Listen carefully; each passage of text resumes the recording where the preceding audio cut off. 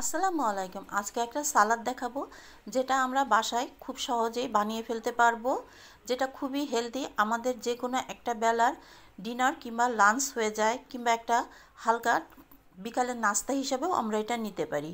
চলুন তাহলে শুরু করা যাক আজকে সেই সোজা সালাদটা। এখানে আমি সিদ্ধ করা নিয়ে নিয়েছি ছোলার ডাল। ছোলার ডাল আমি হাফ কাপ নিয়েছি। আপনারা সারা রাত ভিজিয়ে রেখে এগুলি সিদ্ধ করে নেবেন। নিয়ে নিলাম হাফ কাপ মতো রাজমা। ছোলার ডাল, রাজমা এগুলি আপনারা সারা রাত ভিজিয়ে রেখে সিদ্ধ করে নেবেন, গরম পানি দিয়ে ভিজিয়ে রাখবেন। নিয়ে নিলাম হাফ কাপ মতো গাজর কিউব করে কাটা। শসা নিয়েছি আমি এখানে এক কাপ। নিয়ে নিলাম মূলো, টমেটো। আপনারা আপনাদের মেজারমেন্টটা একটু ঠিক করে নেবেন, কম বেশিও করে নিতে পারেন। পেঁয়াজ,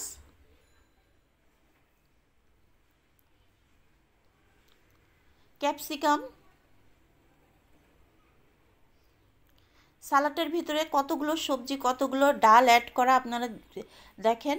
লেটুস পাতা, এটা খুবই একটা পুষ্টিকর সালাদ। দিয়ে দিলাম স্বাদ মতো লবণ।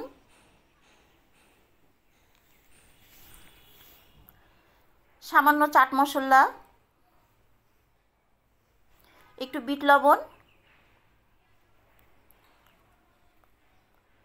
একটু ঝালের গুঁড়ো। আমি যে মেজারমেন্টটা দেখাচ্ছি আমারটার জন্য একদম পারফেক্ট ছিল। এখন দিয়ে দিলাম খানিকটা মাস্টার্ড।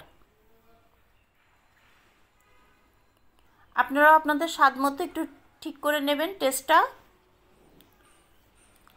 দিয়ে দিলাম 2 টেবিল চামচ মতো সরিষার তেল। আপনারা ইচ্ছে করলে অলিভ অয়েলও ব্যবহার করতে পারেন, সেটা আরও হেলদি। এখন আমি একটু লেবু চিপে দিয়ে দিলাম।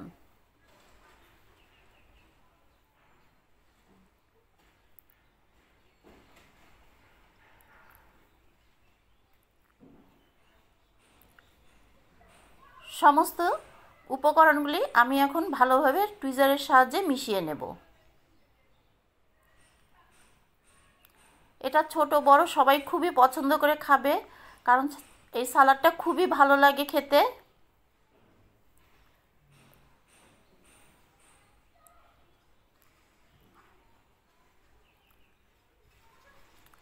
এটা যে কোনো সময়ে আপনারা খেতে পারবেন। আমার মাখানো হয়ে গেছে, এখন আমি এটা পরিবেশন করব। দেখুন আমার সালাডটা কত সুন্দর। আমি একটা প্লেটে লেটুস পাতা নিয়ে নিয়েছি একটু ডেকোরেশন সুন্দর করার জন্য। তারপরে আমি সেই সালাডটা দিয়ে দিচ্ছি। বাসায় এইভাবে পরিবেশন করলে যে কেউ খুব ভালোবেসে এই সালাডটা খেয়ে নেবে, গ্যারান্টি।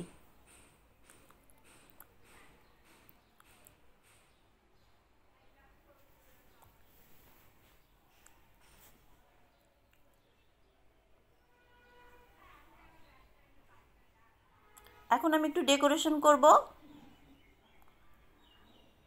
আমি সিদ্ধ করা একটু সুইট কর্ন দিয়ে দিচ্ছি। তারপরে দিয়ে দিব একটু লেবু।